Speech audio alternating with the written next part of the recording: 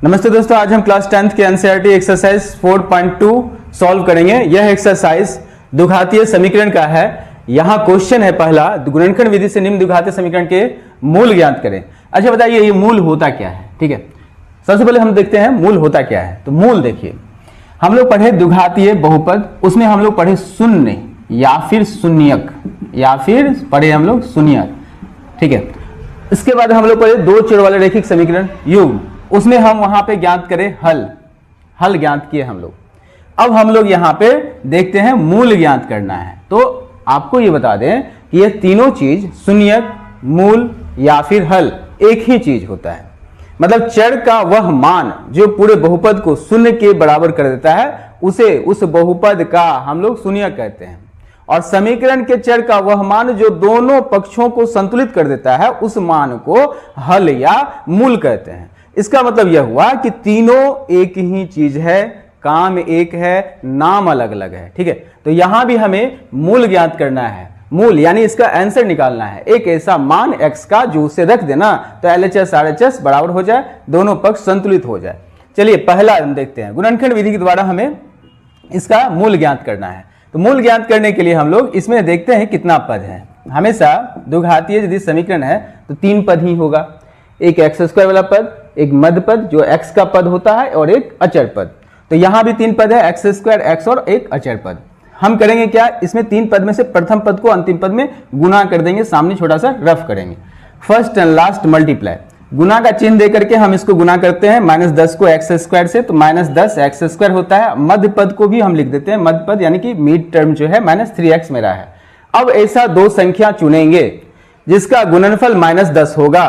तो हम देखते हैं कि -5 और 2 प्लस में, यह ऐसा संख्या है 5 गुना 10।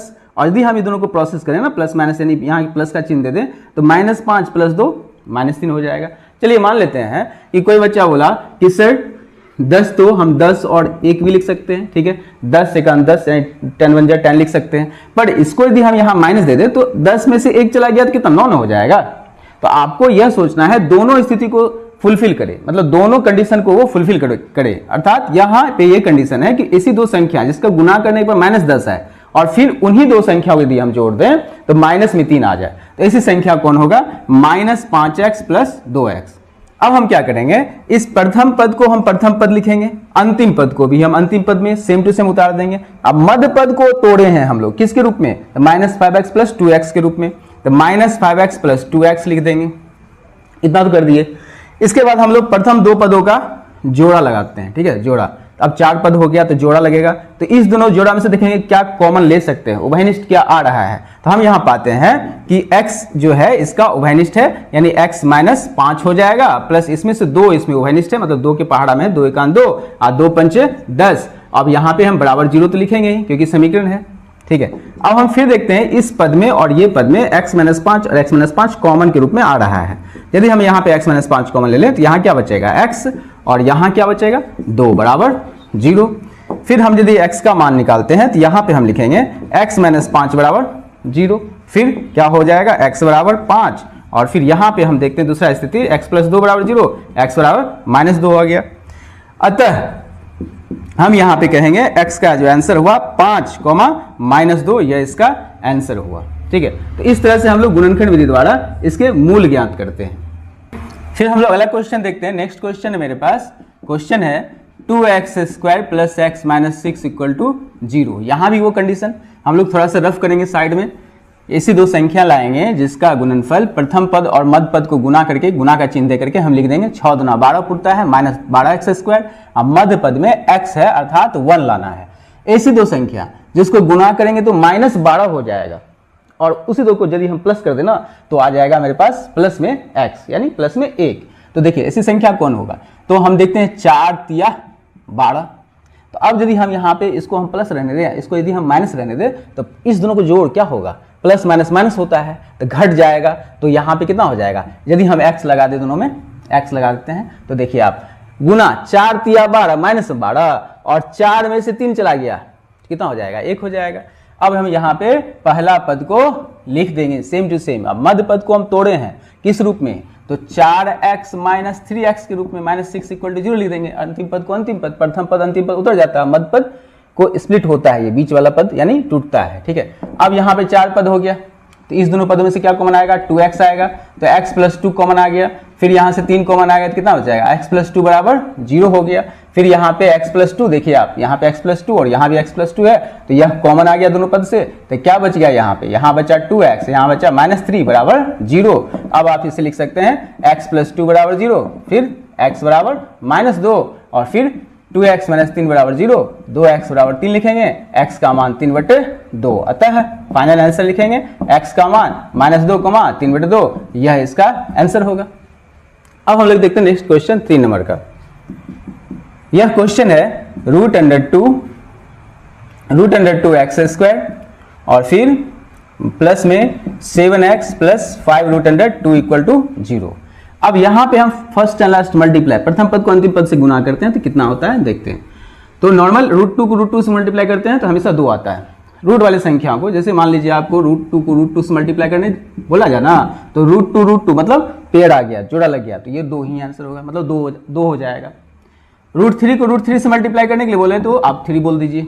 अब बताइए कि √2 को यदि हम √2 से मल्टीप्लाई करें तो यहाँ पे मल्टीप्लाई में कितना आता है, √2 मल्टीप्लाई बाय 5, कितना हुआ 10x²। अब मध्य पद में कितना है 7x। अब आपको ऐसी 2 संख्या बताना है जिसका गुणनफल प्लस में 10 होगा, जोड़ने पर भी प्लस में 7 आ जाएगा। तो 5 दूना 10, 5 2 7, इस तरह से हम लोग यहाँ लिख सकते हैं 5x प्लस 2x।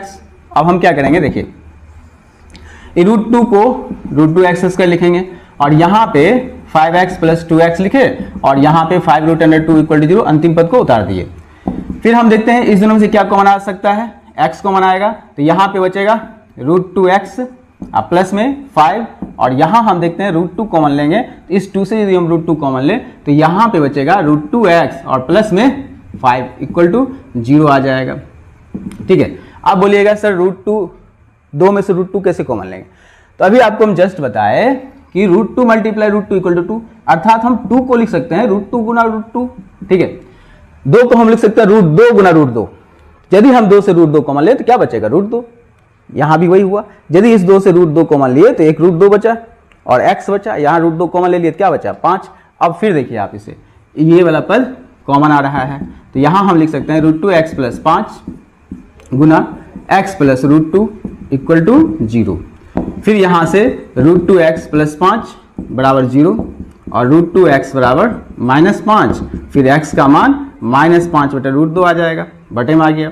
फिर हम देखते हैं यहाँ पे x प्लस √2 बराबर 0 और x का मान -√2। अतः x का जो मान है वो है 5/√2 और -√2, यह इसका आंसर होगा। ठीक है, ये x का मान प्राप्त हुआ हमें, -√2 है लिखा हुआ यहाँ पे। इस तरह से हम लोग इसे बनाएंगे। तीसरा, चौथा नंबर का क्वेश्चन देखते हैं हम लोग क्या है। यह क्वेश्चन है 2x² minus x plus 1/8 equal to 0। अब यहाँ पे हम लोग क्या करेंगे, इसको सॉल्व करेंगे तो लघुत्तम ले लेते हैं सबका, इसके बटे में कुछ नहीं तो 1, इसके बटे में कुछ नहीं तो 1 यानी 8 का एलसीएम तो 8 ही आएगा। 8 2 16x² हुआ, अब माइनस में 8x हुआ, अब प्लस में 1 इक्वल टू 0। अब यहाँ पे क्रॉस मल्टीप्लिकेशन करें, मतलब 0 के बटे में तो 1 डाल सकते हैं, तो अब यहाँ पे हो जाएगा 16x² minus 8x plus 1 equal to 0। अब इसका गुणनखंड कीजिए आप, जैसे फर्स्ट लास्ट मल्टीप्लाई किए, प्रथम पद को अंतिम पद से गुना किए, तो 16 1 16, 16x² हुआ, मध्य पद में माइनस में 8x आ रहा है। ऐसी 2 संख्या बताइए जिसका गुणनफल प्लस में 16 होगा और जोड़ देंगे तो माइनस में 8 हो जाएगा। ऐसी संख्या -4x होगा, अब देखिए गुना माइनस माइनस प्लस 16, अब माइनस माइनस चिन्ह तो माइनस का रहेगा, 4 4 8x हो गया। अब हम इसे लिखेंगे 16x² minus 4x minus 4x plus 1 equal to 0, मतलब प्रथम पद अंतिम पद को सेम टू सेम उतार दिए, बीच वाले पद को हम तोड़े हैं।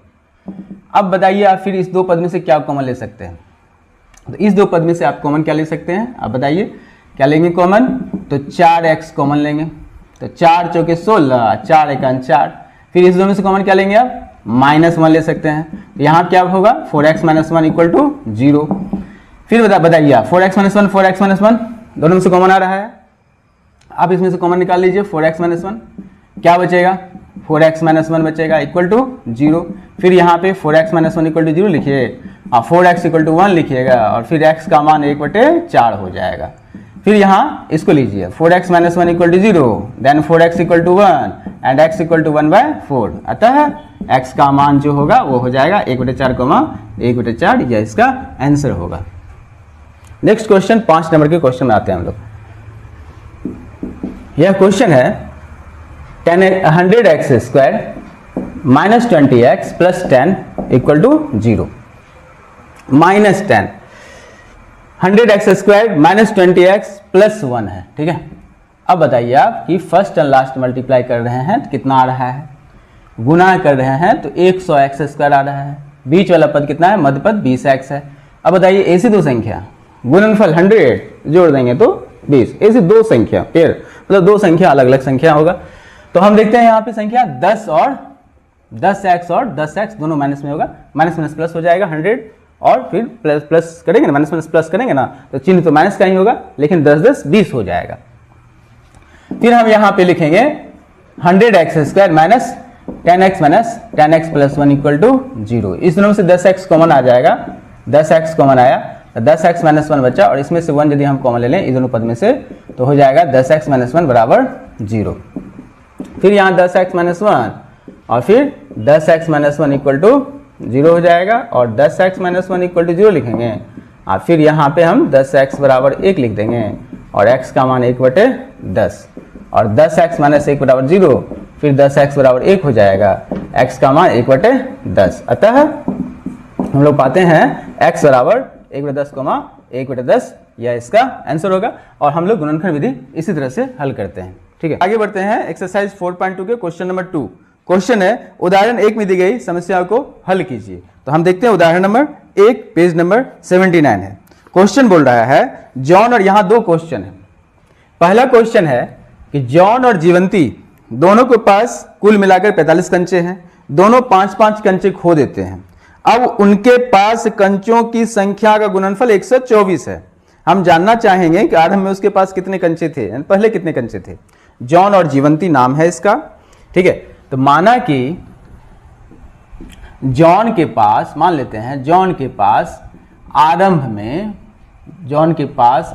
में पहले मतलब आरंभ में x कंचे थे। मान लिए कि उसके पास, जॉन के पास x कंचे थे। तो बताइए आप कि जीवंती के पास कितना हो रहा होगा। जीवंती के पास कंचे कुल कितने कंचे रही होंगे यह बताइए आप। तो जीवंती के पास यदि कुल 45 कंचे थे और जॉन के पास x कंचे थे शुरुआत में, तो जीवंती के पास कितना रहे होंगे, तो 45 माइनस x, कुल में से हम लोग उस x को माइनस करेंगे। अब प्रश्न से जाते हैं तो प्रश्न में बोलता है कि दोनों 5-5 कंचे खो देते हैं। यदि जॉन के पास आरंभ में x कंचे थे और यह यदि 5 कंचे खोएगा तो x माइनस 5 बचेगा, और यदि जीवंती के पास आरंभ में 45 माइनस x कंचे थे और यदि यह 5 कंचे खोएगी तो इसके पास बचेगा 45 माइनस x माइनस 5 कंचे। अब इसका गुणनफल यह बता रहा है 124 था। 5-5 कंचे खोने के बाद जो उस दोनों के पास जितना कंचे बचे हैं उसका गुणनफल 124 है। फिर हम लोग इसे हल करेंगे, x माइनस 5 का x माइनस 5 लिखते हैं और फिर यहाँ पे 45 में से 5 चला गया तो 40 माइनस x बराबर में 124 लिखेंगे। फिर इस x को 40 से गुना करते हैं तो 40x, x को x से गुना करते हैं x², 5 को 40 से 200, फिर इसको इससे minus minus plus 5x minus 124 equal to 0। फिर यहाँ होगा माइनस x² और फिर 40 प्लस 5 45x और 200 में 124 माइनस माइनस प्लस हो गया तो 324 बराबर 0। फिर यहाँ से माइनस कॉमन लेते हैं हम लोग, x² माइनस 45x और फिर ये हो जाएगा प्लस में 324 बराबर 0, क्योंकि यहाँ पे माइनस कॉमन लिए तो प्लस साइन चेंज, प्लस का माइनस, माइनस का प्लस। फिर ये माइनस को यहाँ से हटाते हैं, 0 से गुना हो जाएगा तो वो हट जाएगा, यानी यह हो जाएगा x² माइनस 45x प्लस 324 बराबर 0। फिर आपको यहाँ पे गुणनखंड करना है। इसका गुणनखंड करने के लिए फर्स्ट एंड लास्ट मल्टीप्लाई करते हैं हम लोग। मल्टीप्लाई करने पर ये 324x² माइनस में 45x हो जाएगा। ऐसी दो संख्या, इसको गुना करेंगे 324 जोड़ेंगे तो माइनस 45 आ जाएगा। ऐसी संख्या हमको प्राप्त करना है। इसके लिए आप 324 का आभास गुणनखंड कर दीजिए, 2 से लगाइए, ठीक है। 162 हुआ, 2 से लगाइए 81 हुआ, फिर 3 से लगाइए 27 हुआ, फिर 3 से 9, फिर 3 से 3। अब ऐसी संख्या प्राप्त करना हमें, गुना करने पर 324 आ जाए। तो चलिए इसको किसी भी तरह से यदि गुना करेंगे तो 324 तो आना ही है, हमको बस ये देखना है कि जोड़ के 45 लाना है। तो चलिए 2 दूना 4, 4 तिया 12 तिया 36, 36 और 3 तिया 9, मतलब क्या कि 36x और -9x ऐसी दो संख्या है जिसको जोड़ देना तो -45 आ जाएगा। अब मल्टीप्लाई में तो 324 आना ही आना है। चलिए इसको लिखते हैं हम लोग, x square -36x -9x plus 324 बराबर 0। अब फिर यहाँ पे x कॉमन, x -36 और यहाँ से 9 कॉमन, तो x -36 इक्वल टू 0। फिर हम देखते हैं x -36 और फिर x -9 इक्वल टू 0। फिर यहाँ पे हम लिख सकते हैं x -36 equal to 0, x equal to 36 और फिर x -9 equal to 0, then x equal to 9। अतः यदि जॉन के पास आरंभ में हम लोग लिख देंगे, आरंभ में 36 कंचे थे, तो जीवंती के पास 9 कंचे रहे होंगे, ठीक है। यही दोनों बदलेगा, मतलब यदि हम बोल दें कि जॉन के पास 9 है तो जीवंती के पास 36 रहा होगा, इसी दोनों में से बदला बदली हो जाएगा, ठीक है। इसके सेकंड नंबर क्वेश्चन देखते हैं हम लोग। क्वेश्चन है, एक कुटीर उद्योग में एक दिन में कुछ खिलौने निर्मित किए जाते हैं। प्रत्येक खिलौने का मूल्य 55 में से एक दिन में निर्माण किए गए खिलौने की संख्या को घटाने से प्राप्त संख्या के बराबर है। किसी एक दिन कुल निर्माण लागत 750 रुपया थी, हम उस दिन निर्माण किए गए खिलौने की संख्या ज्ञात करना चाहेंगे, ठीक है। एक कुटीर उद्योग में कुछ खिलौने का निर्माण किया जाता है, प्रत्येक खिलौने का मूल्य जो है 55 में से एक दिन में निर्माण किए गए खिलौने की संख्या को घटाने के बाद जो राशि प्राप्त होता है ना, वह एक खिलौने का लागत मूल्य है, ठीक है।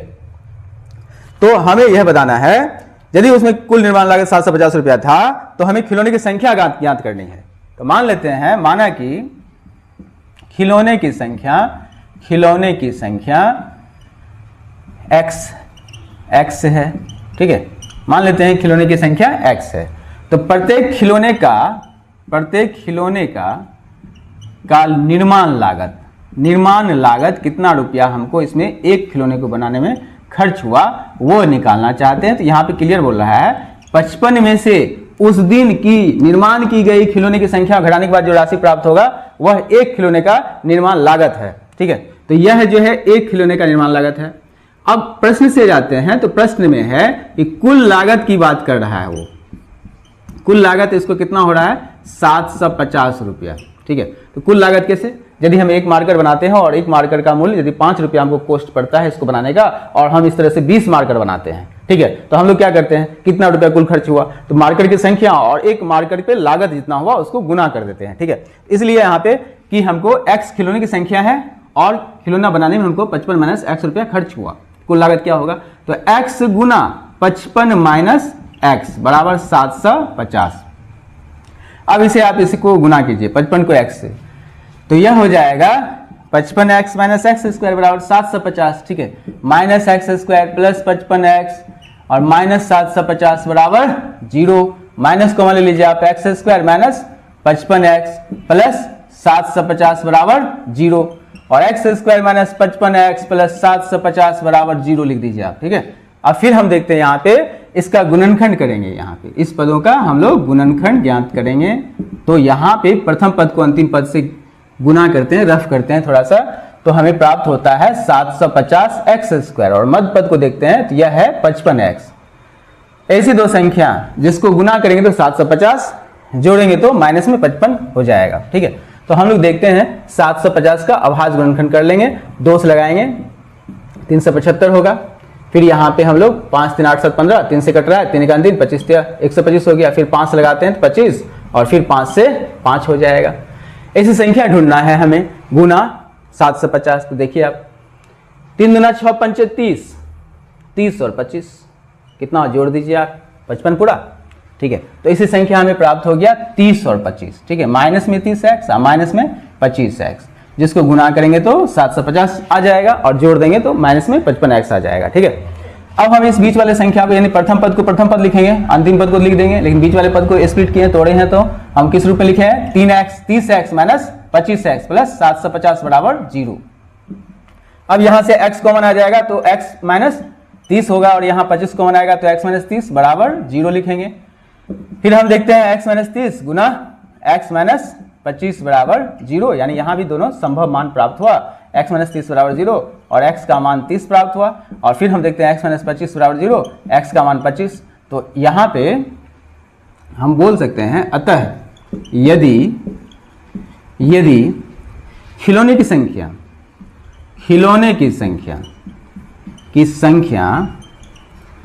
30 होगा तब प्रत्येक खिलौने का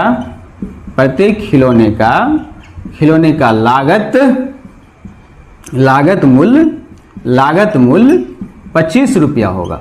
ठीक है, 25 रुपया होगा। और यदि यह भी लिख देंगे, और यदि खिलौने की संख्या 25 होगा, ठीक है 25 होगा, तब प्रत्येक खिलौने का लागत मूल्य जो होगा,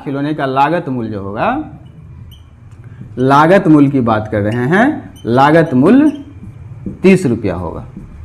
ठीक है, दोनों स्थिति हमको लिखना है। खिलौने की लागत मूल्य 25 तो खिलौने की संख्या 30, और यदि लागत मूल्य 30 तो खिलौने की संख्या 25, उलट जाएगा। फिर इसका नेक्स्ट क्वेश्चन देखते हैं, तीसरा नंबर क्वेश्चन। यह क्वेश्चन है, ऐसी दो संख्याएं ज्ञात कीजिए जिसका योग 27 और गुणनफल 182 हो। जोड़ दें तो 27 हो जाए और गुना कर दें तो 182 हो जाए।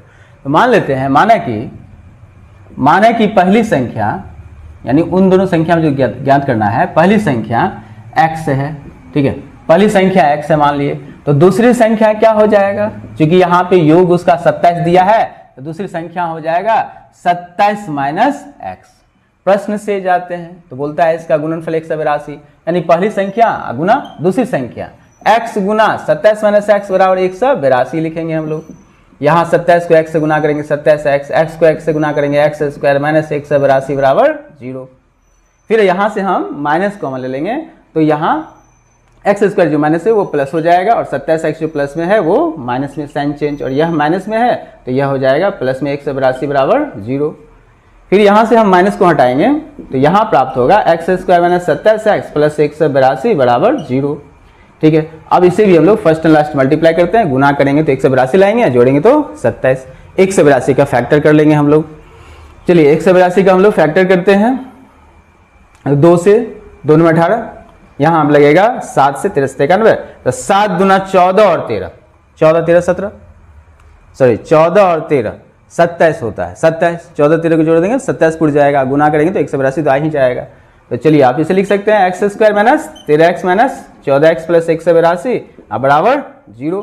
फिर यहाँ पे x into x minus 13 minus 14 गुना x माइनस 13 बराबर 0, और फिर यहाँ पे x माइनस 13 और हो जाएगा x माइनस 14 बराबर 0, और x माइनस 13 बराबर 0, x बराबर 13, फिर यहाँ x माइनस 14 बराबर 0, x बराबर 14।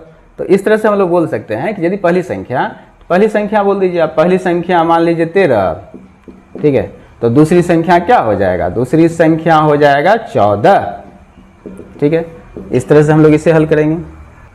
फिर नेक्स्ट क्वेश्चन है, ऐसी दो क्रमागत धनात्मक पूर्णांक ज्ञात करें जिसके वर्गों का योग 365 है। ठीक है, तो क्रमागत धनात्मक पूर्णांक की बात कर रहा है, तो मान लेते हैं, माना कि प्रथम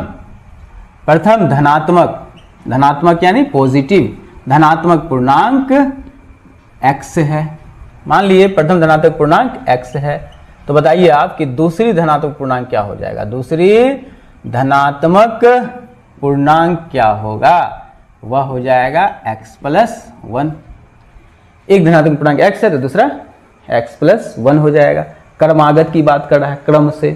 ठीक है, अब प्रश्न से जाते हैं तो बोलता है जिसके वर्गों का योग 365 है, वर्ग यानी x का वर्ग x स्क्वायर और x प्लस 1 का वर्ग, तो x प्लस 1 का होल स्क्वायर बराबर 365 लिखेंगे। फिर हम लोग इसे हल करेंगे तो x स्क्वायर का x स्क्वायर, और इसे हम लोग a प्लस बी के होल स्क्वायर पे तोड़ेंगे तो यह हो जाएगा a स्क्वायर यानी x square plus 2 multiply a multiply b plus b का स्क्वायर बराबर 365 लिखेंगे। और यहाँ हो जाएगा x square plus x square 2x square plus, इसे मल्टीप्लाई करेंगे तो 2x प्लस 1 का स्क्वायर 1 होता है, माइनस 365 इक्वल टू 0। फिर यहाँ 2x square plus 2x minus 64 बराबर 0। अब यहाँ पे 2 कॉमन आ रहा है सबसे, तो x square plus x minus 182 बराबर 0।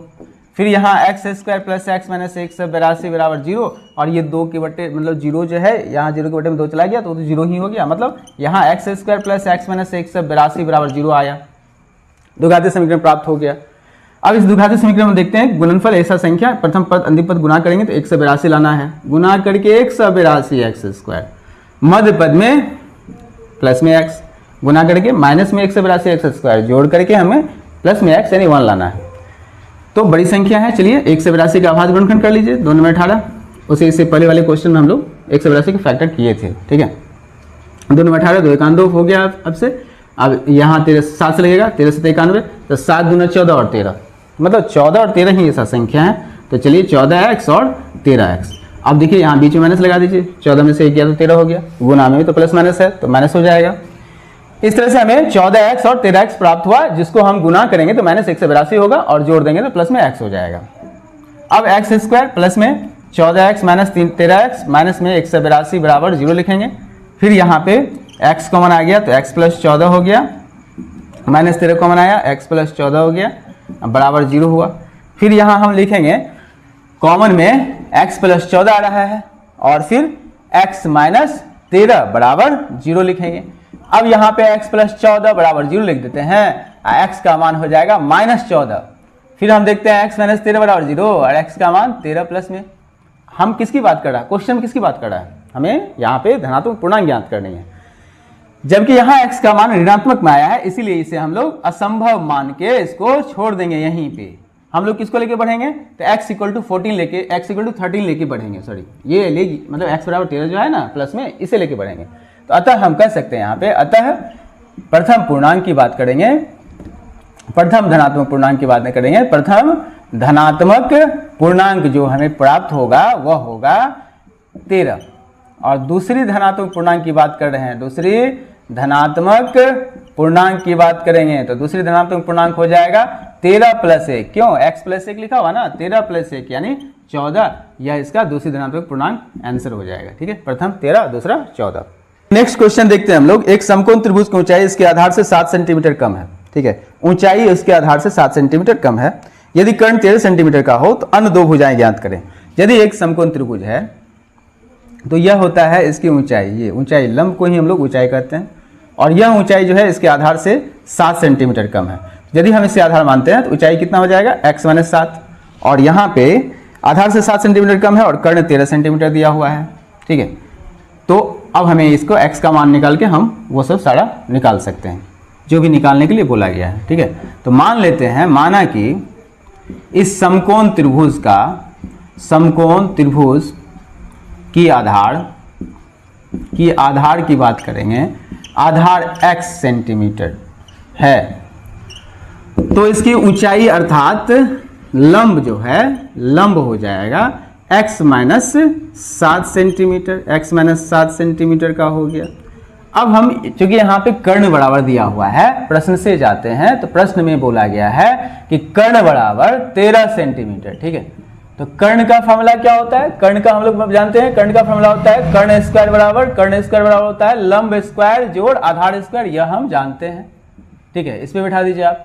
कर्ण की बात करेंगे तो 13 का स्क्वायर लिख दीजिए, और लंब की बात करेंगे तो कितना है, x माइनस 7।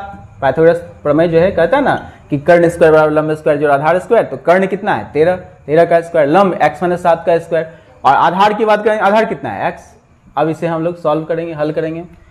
13 का स्क्वायर 169, इसको हम स्क्वायर तोड़ेंगे तो a square minus 2 multiply a multiply b plus b का square equal to x square लिखेंगे, और 169 बराबर x square plus 2x square 2x square minus में 14x प्लस 49। इस संख्या को हम लोग इधर लिख लेते हैं, मतलब 2x स्क्वायर माइनस में 14x प्लस 49, और फिर यहाँ से जो है 169 इधर चला जाएगा तो बराबर में 0 हो गया। फिर देखिए आप 2x स्क्वायर माइनस में 14x माइनस में 120 बराबर 0, और यहाँ से 2 कॉमन ले लीजिए आप, x square minus 7x plus minus में 60 बराबर 0। अब यहाँ पे x square minus 7x minus 60 बराबर 0 आ गया। अब बताइए ऐसी दो संख्या जिसको गुना करेंगे 60, जोड़ेंगे तो माइनस 7, गुना करेंगे तो 60, जोड़ेंगे तो माइनस 7। तो इसी दो संख्या जिसको गुणनफल करेंगे तो 60 माइनस में और जोड़ देंगे तो माइनस में 7x, तो ऐसी संख्या 12x प्लस 5x होगा। इसे हम लिखेंगे x square minus 12x plus 5x minus 60 बराबर 0। अब यहां से इस दो पद में से कॉमन लेंगे, x माइनस 12 होगा और फिर यहाँ पे कॉमन लेंगे प्लस में 5, तो x माइनस 12 होगा बराबर 0 लिखेंगे, x माइनस 12 और फिर x प्लस 5 बराबर 0 आ जाएगा। फिर यहाँ से x माइनस 12 बराबर 0, x का मान प्राप्त हो जाएगा प्लस में 12 और फिर x प्लस 5 बराबर 0, x बराबर माइनस 5। माइनस में किसी भी त्रिभुज की भुजा नहीं प्राप्त हो सकता है, इसलिए हम इसे असंभव लिखेंगे और इस 12 को लेकर आगे बढ़ेंगे। मतलब हमें यहां प्राप्त हो जाएगा कि इसकी जो आधार माने हम x, अतः इस समकोण त्रिभुज का, समकोण त्रिभुज की आधार वह हो जाएगा आपको 12 सेंटीमीटर और लंब यानी ऊंचाई की बात करेंगे तो यह हो जाएगा, कितना माने हैं x माइनस 7, तो हो जाएगा 12 माइनस 7 अर्थात 5 सेंटीमीटर का हो जाएगा यह। अब हम लोग नेक्स्ट क्वेश्चन देखते हैं। कुटीर उद्योग में एक दिन में कुछ बर्तनों का निर्माण करता है। एक विशेष दिन यह देखा गया कि प्रत्येक नग की निर्माण लागत उस दिन के निर्माण किए गए बर्तनों की संख्या के दुगने से 3 अधिक थी। ठीक है, उस दिन निर्माण किए गए बर्तनों की संख्या के दुगने से 3 अधिक थी, मतलब एक बर्तन का निर्माण लागत। ठीक है, तो अब बोलता है यदि कुल निर्माण लागत 90 रुपया थी तो निर्मित बर्तनों की संख्या और प्रत्येक नग की निर्माण लागत ज्ञात करना है। तो यह है 6 नंबर का क्वेश्चन। तो माना कि निर्मित बर्तन जो है, निर्मित बर्तन की संख्या, बर्तन की जो संख्या है ना वो x है, संख्या x है। तो बताइए कि प्रत्येक बर्तन का निर्माण लागत क्या होगा। निर्माण लागत की बात करेंगे तो वो क्या होगा, लागत की बात करेंगे तो क्या बोलता है, दुगने से 3 अधिक। संख्या बर्तनों की संख्या के दुगुने से 3 अधिक थी, तो दुगुना से 3 अधिक तो x है, तो इसका दुगुना कितना हो जाएगा 2x प्लस 3। अब प्रश्न से जाते हैं तो कुल निर्माण लागत कितना 90 रुपया। हम यहां लिखेंगे कि बर्तनों की संख्या गुना एक बर्तन का निर्माण लागत, तो गुना करेंगे तो कुल निर्माण लागत प्राप्त हो जाएगा 90 रुपया। फिर हम यहाँ इसे गुना करेंगे तो 2x स्क्वायर और x को 3 से गुना करेंगे 3x और फिर 90 माइनस में बराबर 0। फिर यहाँ पे हम इसका गुणनखंड करेंगे तो इस पद को 3 पद है यहाँ पे, प्रथम पद को अंतिम पद से गुना करते हैं तो 90 गुना 180 होता है। गुना करने पर माइनस में 180 x स्क्वायर और जोड़ेंगे तो ऐसा संख्या 3x आ जाएगा। ऐसी दो संख्या गुणनफल 180 और जोड़ देंगे तो 3 आ जाएगा प्लस में। तो 180 का अभाज्य गुणनखंड कर दीजिए आप, 2 से 90, 2 से 45 और फिर यहाँ 3 से लगा तो 15, फिर 3 से तो 5। फिर यहाँ देखते हैं हम लोग 2 दूना 4 तिया 12 और 5 तिया 15 जोड़ा लगाए, हम लोग संख्या बनाए 12 और 15 ऐसी संख्या है। 12 को 15 से गुना करेंगे 180 और 15 में से 12 घट गया तो माइनस में 3 हम ला सकते हैं या प्लस में 3 ला सकते हैं। ठीक है, फिर 2x स्क्वायर प्रथम पद को प्रथम पद और 15 लिख देंगे, फिर 15x लिख देंगे और फिर माइनस में प्लस में 15 लिख देते हैं और माइनस में 12x माइनस 90 बराबर 0 और यहां से x कॉमन आएगा तो 2x प्लस 15 होगा। माइनस यदि हम यहां से दोनों पद में से 6 कॉमन ले लें तो 2x प्लस में 15 बराबर 0। फिर यहां से हम देखते हैं 2x प्लस 15 कॉमन आ रहा है, 2x प्लस 15 कॉमन आ गया तो यहाँ पे x माइनस 6 बराबर 0 बचा। फिर यहाँ पे हम लिखेंगे 2x प्लस 15 बराबर 0 और यहाँ 2x बराबर minus 15 then x equal to minus 15/2। यह असंभव हो जाएगा क्योंकि यहाँ पे बर्तन की संख्या माइनस में आया है। ठीक है, इसे छोड़ देंगे यहाँ पे लिख के। अब x माइनस 6 बराबर 0, x बराबर 6, तो यह पता चल गया हमें कि 6 बर्तन का निर्माण किया गया उस दिन। ठीक है, तो अतः बर्तन की संख्या जो है वह हो गया 6। अब प्रत्येक बर्तन की निर्माण लागत की यदि हम बात करेंगे, निर्माण लागत की बात करेंगे तो यह हो जाएगा, निर्माण लागत कितना है 2x प्लस 3, तो इसे हम लिखते हैं 2 गुना x का मान कितना 6 प्लस 3 अर्थात यह बोलेंगे हम लोग 6 दूना 12 प्लस 3 यानी 15 रुपया। ठीक है, तो 15 रुपया उस दिन की निर्माण लागत है एक बर्तन का और कुल निर्माण किए गए बर्तन की संख्या 6 था।